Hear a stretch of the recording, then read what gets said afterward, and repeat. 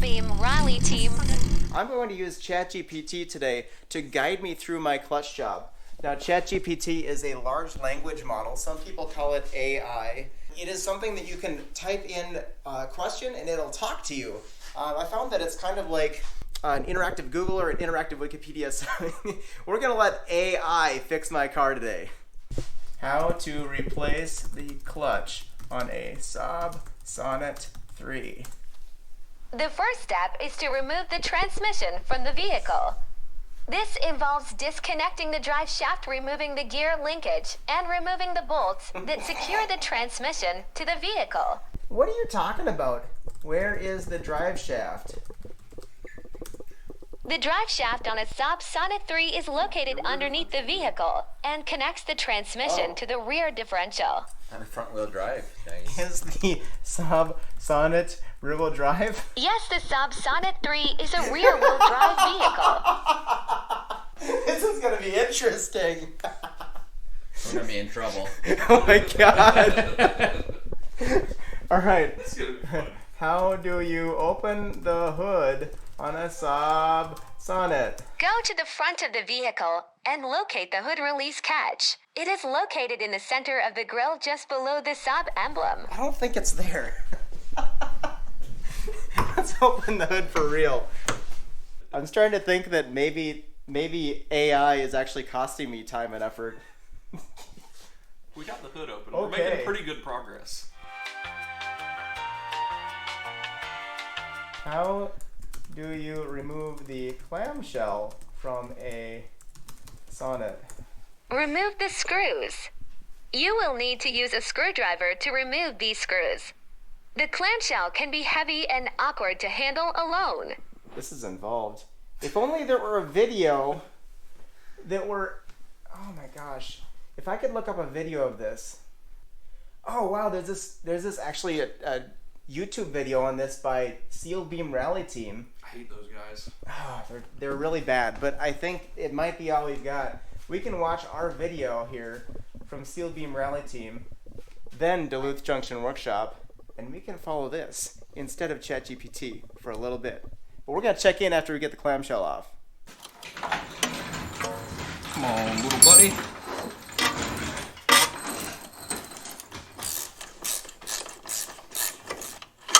There's one. Alright, both of these are out. So now we got the ball joint unhooked. We're going to try to pull it out. And bada bing. Come on. Get out of here. Now we got the inner CV unhooked. So we can't really put it anywhere, but we can kind of, we know it's not in the diff, so it'll clear. So we got the CV shafts unhooked, or as ChatGPT says, the drive shaft. So let's move on to the next one and see what it wants us to do. Where is the little part? So Disconnect wiring or hoses. cool. Let's do that. Does that include coolant hoses? And gas Yes, hoses? all hoses.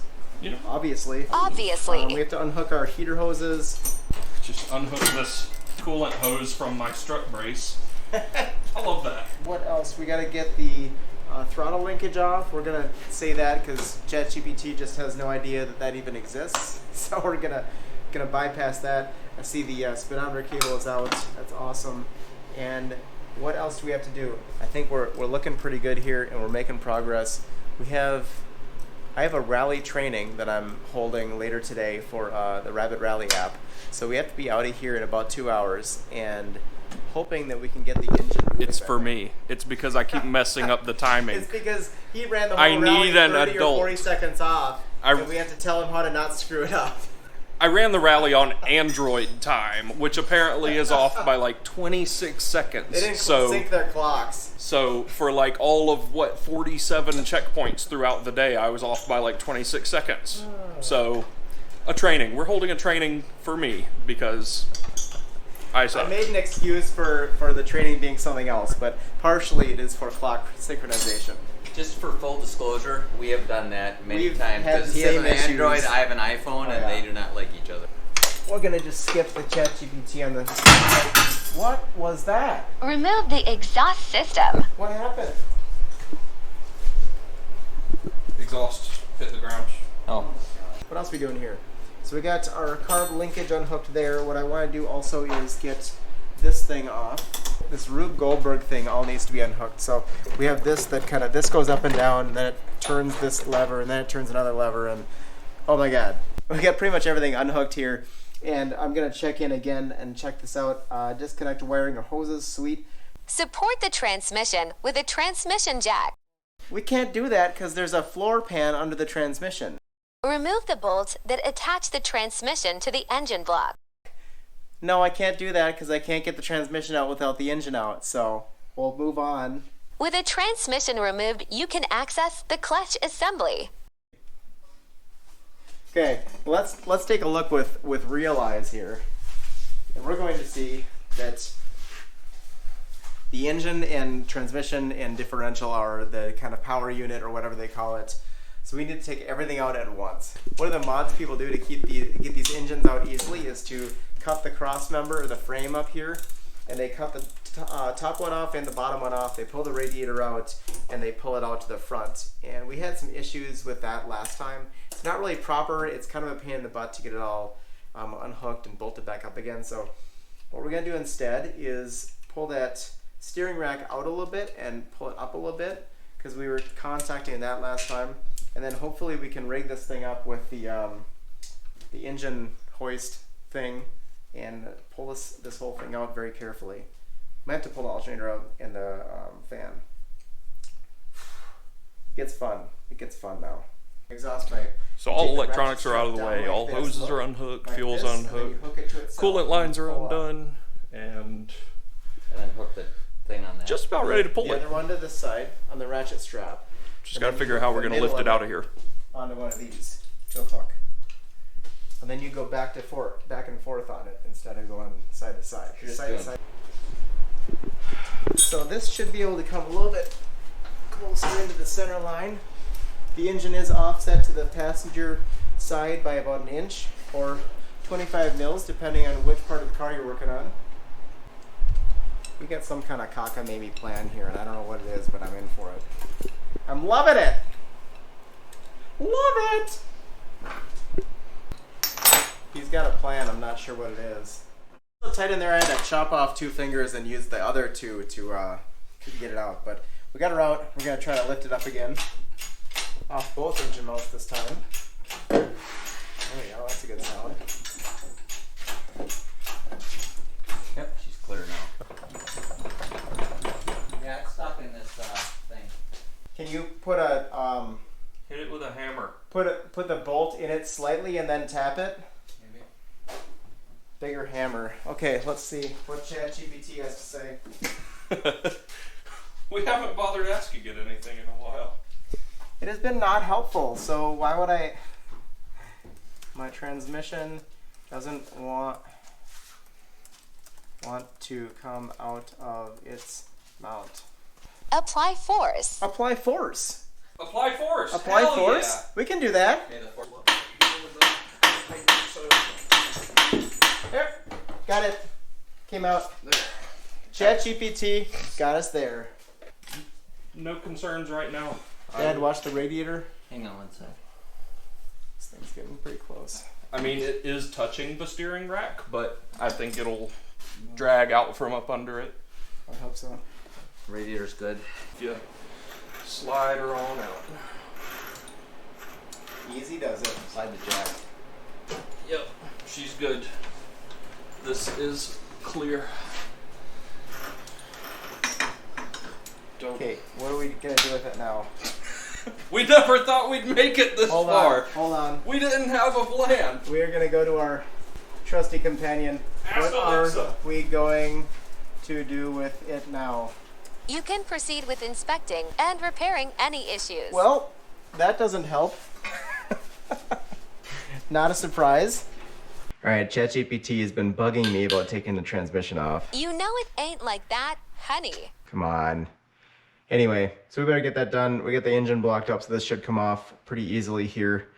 I'm gonna start by taking a bunch of 17 mil bolts off here, and hopefully they'll come pretty easy. I've never had these off actually, because I've been putting off this job for a long time. Oh, jeez.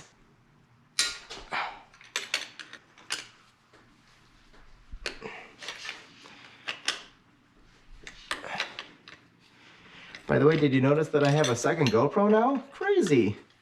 Gavin helped out with his, and just by coincidence, I also have a new one that I'm trying out here. So let me know what you think. Gotta figure out a better microphone situation still. Why are there no bolts down there? You'd think that they would have bolts all the way around. It's a tiny little car. Okay, we got one last bolt down here by the starter. Pretty much completely missed that. Looks like it's actually a nut on a stud.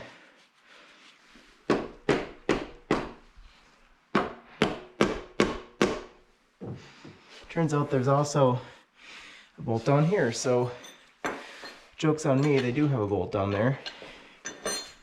How is this gonna work? Oh my gosh. Come on.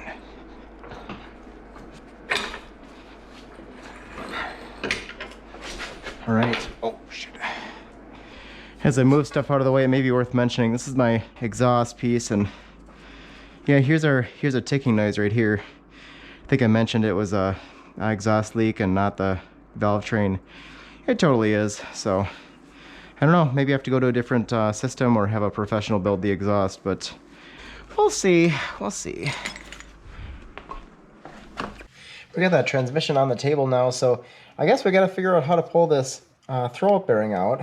How to remove throwout bearing on a Saab V4. Remove the retaining clips or bolts that hold the throwout bearing to the release fork. Carefully slide the throwout bearing off the release fork. I think we could use some of that information. It's pretty general, but we're going to need to modify it for the Saab V4. It doesn't know what a Saab V4 is like. Alright, I do have these little clips in here, and those are going to retain the throwout bearing. But, of course, everything's rusty and it's squeaking, so I want to pull this out. I'm going to replace the throwout bearing, I believe, if it matches. And what I also want to do is lubricate the clutch fork shaft here. So what ChatGPT doesn't know is that the whole shaft has to come out, and it's kind of a thing.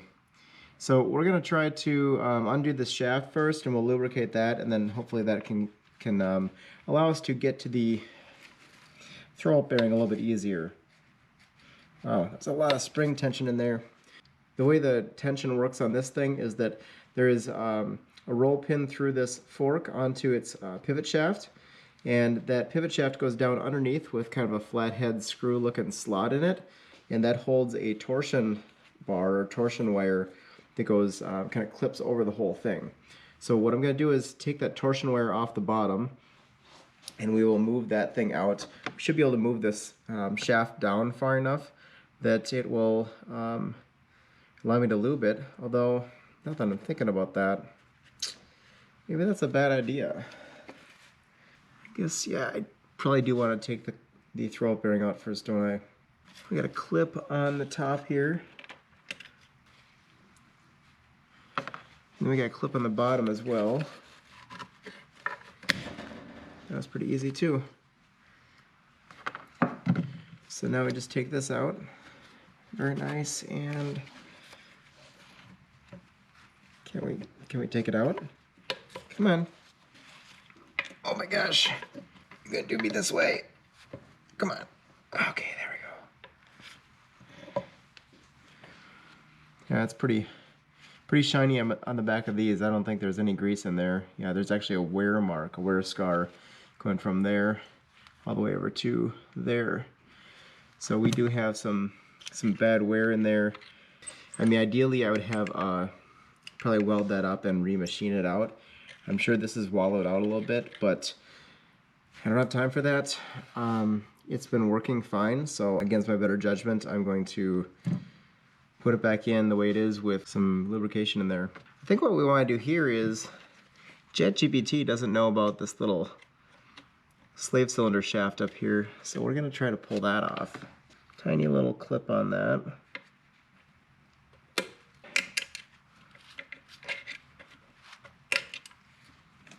There's the clip. So that clip was completely inaccessible from inside the car, from outside the transmission, I should say. All right, we got everything else off of this thing. I'm going to unhook this little clip on the bottom and we will see what we can do. Not sure what the best procedure is for this. I'm just gonna try something and see if it works.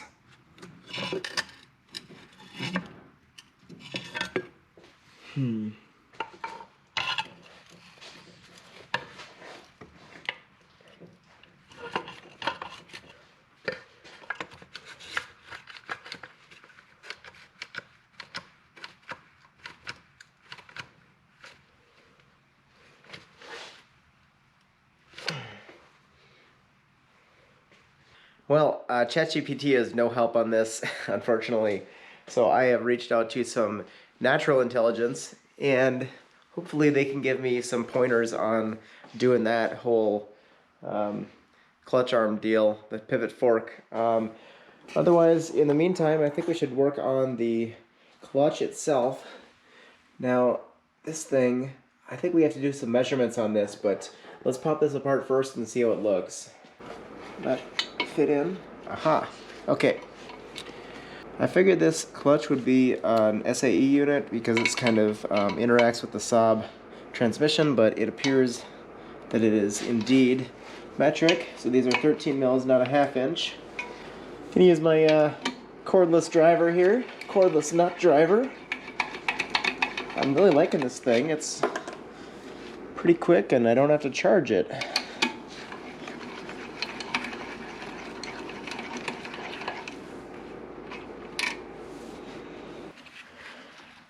Alright. It's a Sachs clutch. Pretty neat. Alright, and then we have a pressure plate, actually looks pretty good. The flywheel looks pretty good too. I don't see any discoloration or weird cracks or anything, but I'm going to set this aside. Should be able to throw in the new stuff. We have two machine surfaces on the flywheel of the V4. The outside one is the bolt ring, and the inside one is where the clutch rides. And the difference between these surfaces is, I'm told from the guy who sold me the clutch parts, the rebuild clutch, is supposed to be 0.66 inches. So I'm going to measure this here. We're at 0. See if it's within spec. That says 0.66. Check that out. Okay, so I'm gonna measure the one. I'm a moron. Okay, I took the flywheel off the engine from the car originally, the kind of spare engine, and I took it to the flywheel shop on a Thursday evening right before they closed, and I called Friday because I had forgotten to give them the information about the 0.66 inches. So let's check this and see if it actually is 0.66 and whether I can use it. This is saying 0.666.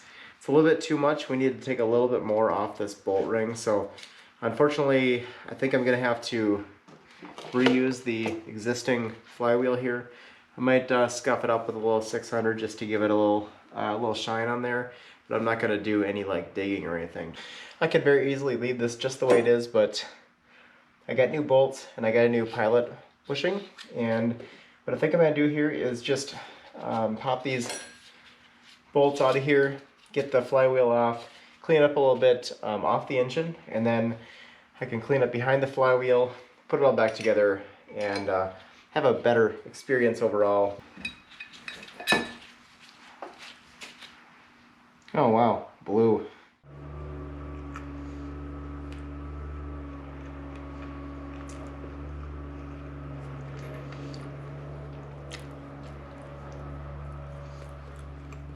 I think you know what I'm going to do.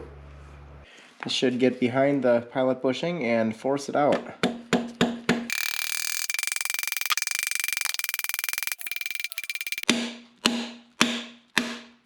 Here we go.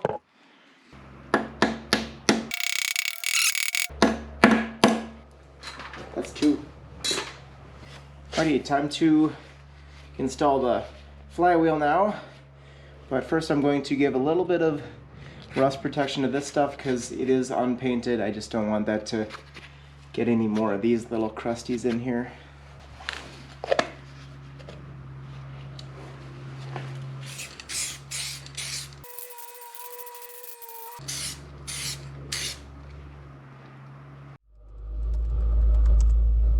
According to the factory service manual for the Saab Sonnet, the torque specification for the flywheel bolts is 60 to 0.7 pounds-feet. I don't think that's quite right, ChatGPT. 51 foot-pounds sounds more like it.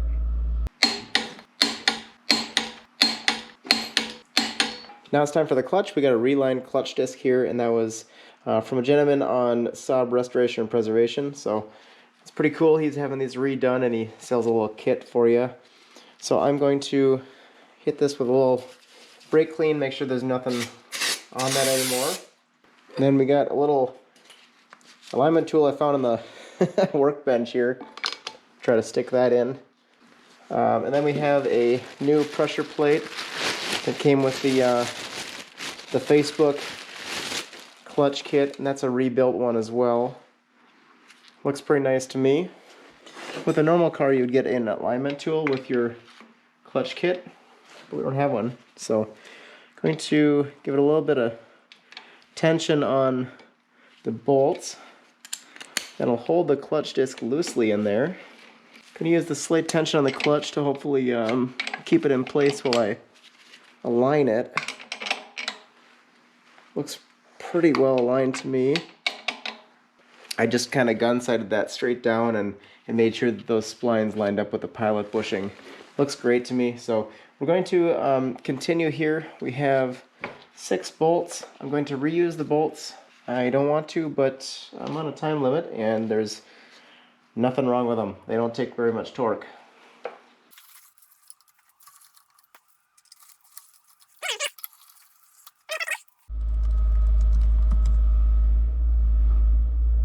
These bolts should be torqued into stages to the specifications I mentioned in my previous answer. Stage 1, 15 pounds-feet. Stage 2, 30 pounds-feet. I don't trust her anymore. I checked in the manual and they don't actually list a torque for it. So I looked online on Saabnet, and Saabnet says there's a Haynes manual that lists it as 20 pound-feet. Tighten a turn at a time in opposite sequence. So I will do that, and I will tighten them up.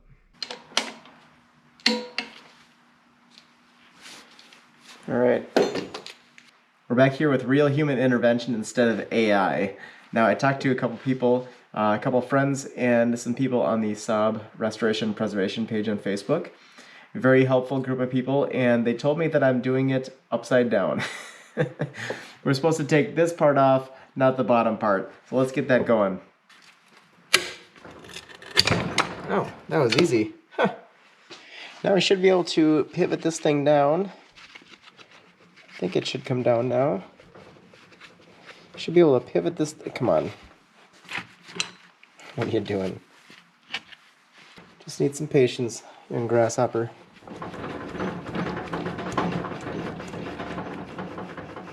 Wow, this thing is huge. Here's the old grease that we got out of this thing. That's what was lubricating my clutch. Gross. We're just gonna take a little chassis grease there. Get that all lubed up. Yeah, then we'll go on the bottom as well. Oh, gross, that's nasty. I was gonna degrease this afterward, but I think I should degrease it before I put that grease in, right? Because it's gonna knock the grease out. So let's go and just scrub this thing down. I'll come back when it's done scrubbing down and we'll put this thing back in. All right, looks a lot better. And I gotta say, if you're still using gunk, this is not a paid thing or anything, but this Minnesota mining stuff is amazing. We're going to throw some grease on the bottom of the shaft, and then we will throw some grease on the top of the shaft. Then we'll slide it back in. That should bring itself in as it comes up. Yeah, oh, nice. Woo. That's almost too easy. It goes up in here. Come on now. Go through. Come on. Oh, jeez.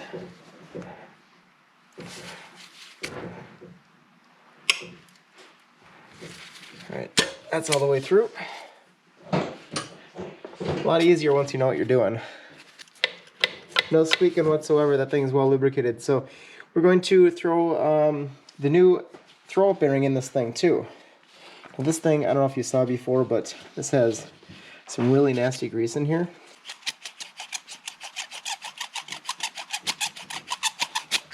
That's what I was hearing when I held the clutch in the last couple days, that before I was going to go ice racing, so one of the reasons I didn't go. Here's the part number, by the way. This is for a Volkswagen Bug up to 1970. Sounds a lot better, feels a lot better. So we got a slightly larger area. The same pins. I'm going to go check this and make sure it interfaces correctly with the pressure plate. There's a big old area on the pressure plate, so I don't think it's going to be a problem. And other people have used this, I believe, so we're going to throw that in. Alright. Got our grease in that. Where are the pins for this thing? I checked in the manual. There's a little picture. It shows that this goes like this, sticks into the top, and then it clips over the back. Like that. Alright, so that's in place. And then we got the bottom one clipped in, I think, on the back of that. It showed that going straight up. Cool. Those are both in place. We have the pivots lubricated. We have, that's tight. These are lubricated. All we have to do is put this little joint in up here. Okay. That was fun. Anyway, this tiny little clip. It's not an E-clip, it's just a tiny clip that clips on the bottom of that too. So I'm gonna throw my safety glasses on, hope I don't lose it. Got it. Last thing I'm gonna do is throw a dab of grease on the input shaft, and that'll allow us to have a smooth operating clutch. And it'll also allow us to install this easier in the pilot bushing, but I don't want too much in there, so we're just gonna rub it around.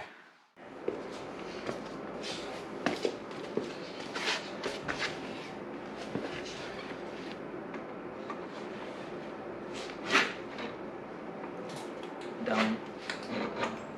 Oh, here. And there we go. Okay. Can you put a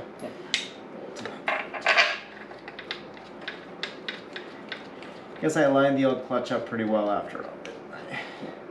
Okay, that's good. We got it. Nice. Well, the torque on the pressure plate bolts was pretty much exactly what it was on the K2500. And so we're going to use that as a reference because there's no torque listed for the bell housing bolts. So we looked at the bell housing bolts on the K2500, same thing, aluminum bell housing and steel engine. That listed exactly what I guessed, which is 35. So we're going to throw 35 pounds into these things and send her down the road. I'm loving this new GoPro mount. It's like a clamp on the bottom, and it goes anywhere. I can just mount it to anything. Anyway, let's continue. All right, we're rigged up. We're rigging on the back and on the front of just the engine now. It was kind of a pain to get around the transmission because we had to use that strap. So let's pick it up and see how it balances.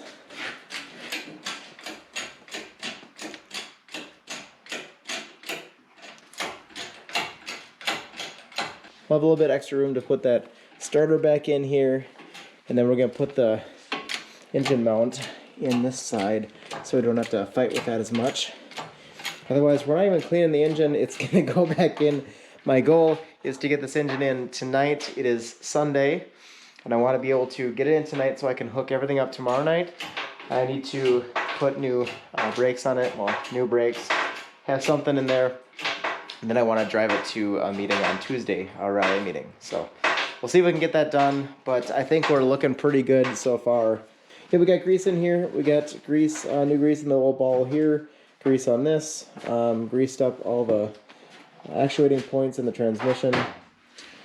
Got some oil that's only a couple months old, and we're going to get this thing back in. I also greased up the tail shaft here because that thing's stuck pretty hard in the engine mount, transmission mount.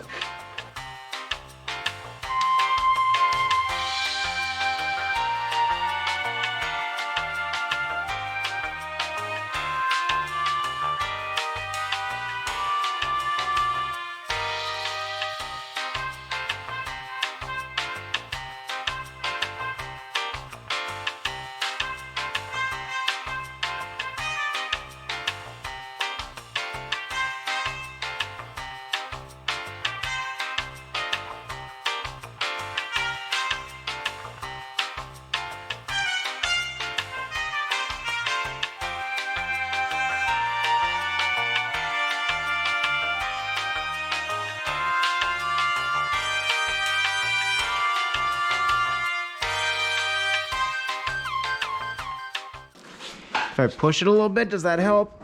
Oh, there we go. Yeah, it's actually over the stud on the engine mount over here, so it should be perfect.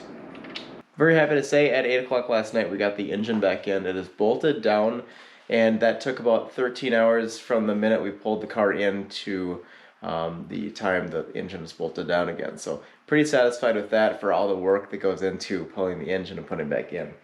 I'm going to go ahead here and hook up the cooling system and then probably all the wiring that I can find, and Dad is probably going to come in and work on the exhaust. So let's go work on that now.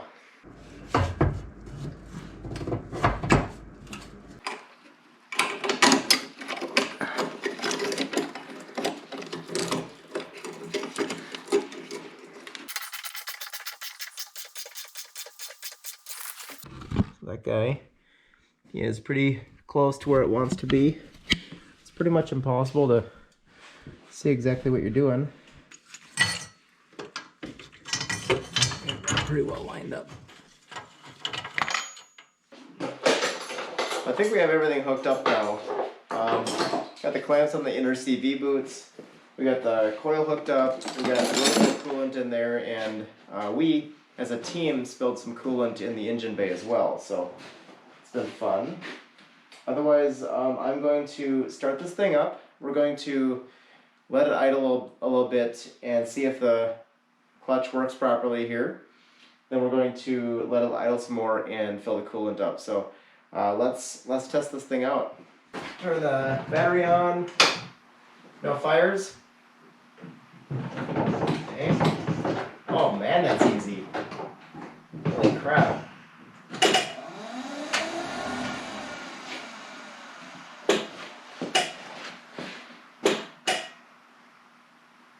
No starter.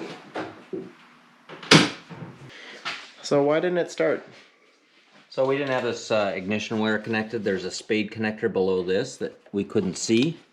Oh, that's an easy one. Yeah. Dang it. So now we're gonna put these 3 wires back on and it should start. Alright, I think we're ready. ChatGPT, what do you think? I think it'll work now. Okay, we're gonna try it. Ready?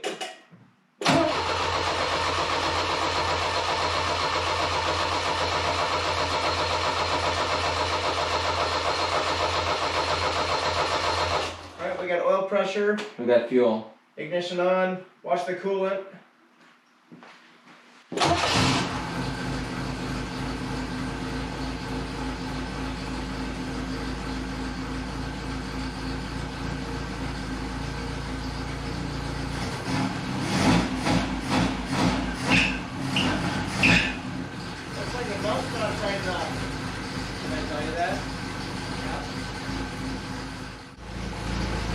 I'm gonna try the transmission, alright? Huh? I'm gonna try the clutch. Let me get my foot out of the way. Okay, ready? Going first. And Wheels are going forward. that's good. Second, Yeah. third. Right. Fourth. And first. Yep, great. Gonna turn off? Are all the wires on? Yeah, they all look good.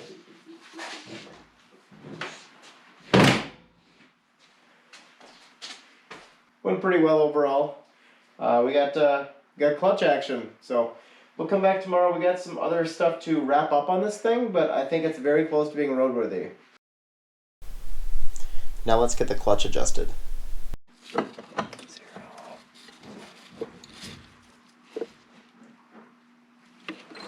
3.9, just a little tiny bit more. Should be exactly 4.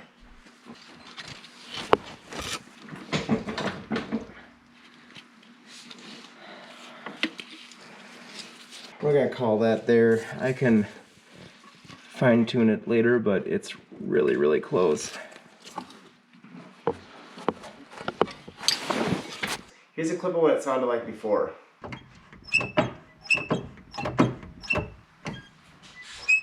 Let's hit it.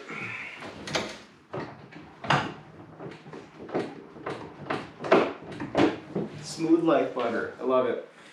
Now, I don't know if it's going to engage correctly because I got the adjustment as close as I could based on my measurements, but we can always take that for a drive and see how it feels. For now, I think it's okay. We had a couple of things that are not clutch related to take care of on this thing, and one of them is that the brake pads were down to the backing plates. So we put in some used brake pads just to get it by for a little bit and figured out that, well, we'll do a brake episode later, but let's just say that the brake pads are specific to one side and I got all rights. We got that figured out now. It's in, and we are going to throw the clamshell back on so we can dry this thing out and figure out how to brake in the clutch. How to brake in a new clutch. Just fucking send it. Drop that bitch at 4,000 RPM and light the tires up. Nothing can go wrong. Smash it till the valves float and slam every gear. Break-in is for pussies.